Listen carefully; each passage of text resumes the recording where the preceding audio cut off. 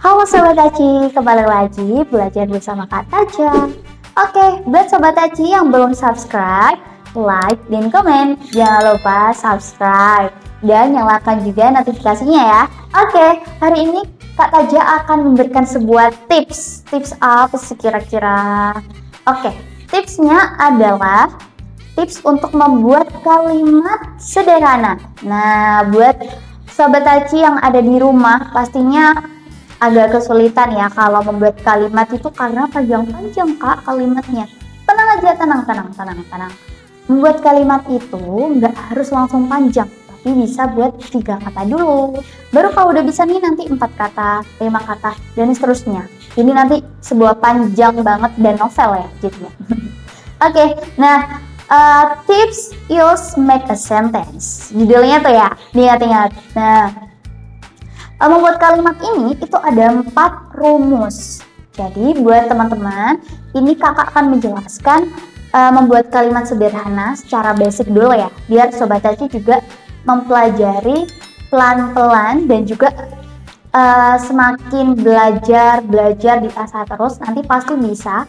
Dan itu nggak hanya cuma 3 kata, 4 kata, nanti bisa jadi beratus-ratus kata nanti. Oke?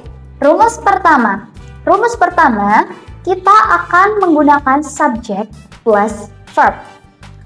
Subject plus verb. Oke? Contohnya gimana, Kak? Ada yang tahu nggak Sobat Aci sebelumnya? Verb itu apa sih? Oke, betul banget.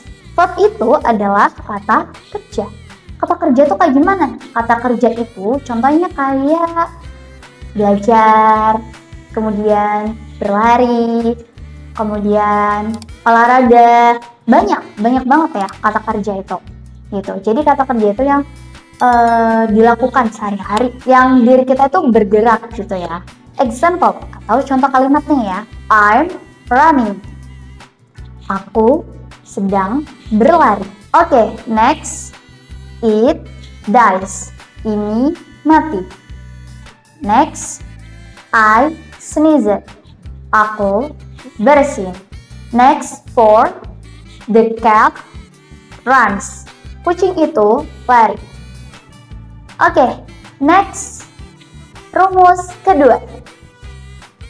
Rumus kedua ini kita menggunakan subject plus verb plus object. Nah, ada tambahnya tuh, object. Jadi kita kalau belajar itu pelan-pelan.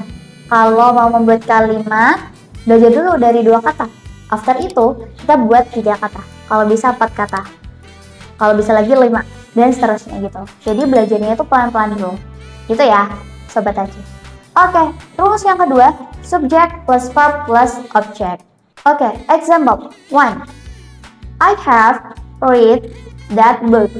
Aku sudah membaca buku itu. Oke, number 2. I like it. Aku suka itu. 3. I attend a meeting. Aku menghadiri pertemuan. Atau kalau kita biasa dengar meeting itu rapat nggak sih Kak gitu. Iya boleh banget pertemuan atau rapat. Nah sedangkan kalau pertemuan itu kan nggak selalu rapat. Bisa aja kita cuman pengen ngobrol lagi sama teman-teman gitu. Oke, next for Andi always eat bananas. Andi selalu memakan pisang. Oke, next. Rumus yang ketiga, kita memakai subject plus verb plus complement. Nah, complement sendiri di sini adalah kalimat pelengkap. Oke, example 1. My mother is a teacher. Ibuku adalah seorang guru.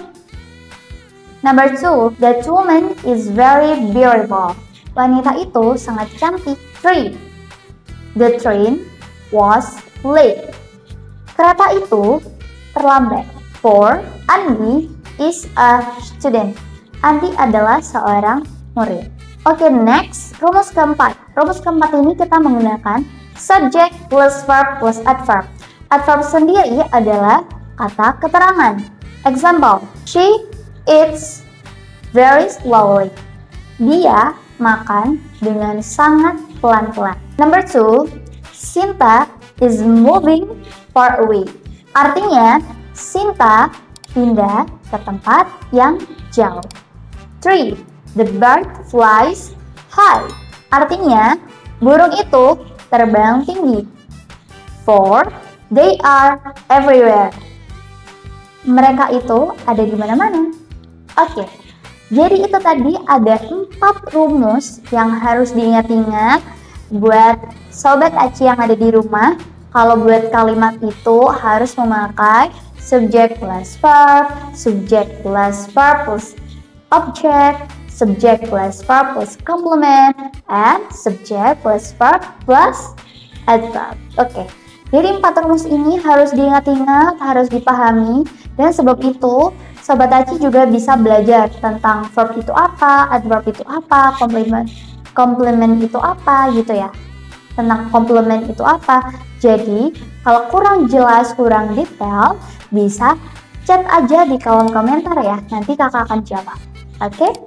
Oke, mungkin itu aja sekian dari kakak pada belajar kali ini. Semoga next kita bertemu kembali belajar bersama Kak Taja. Dadah!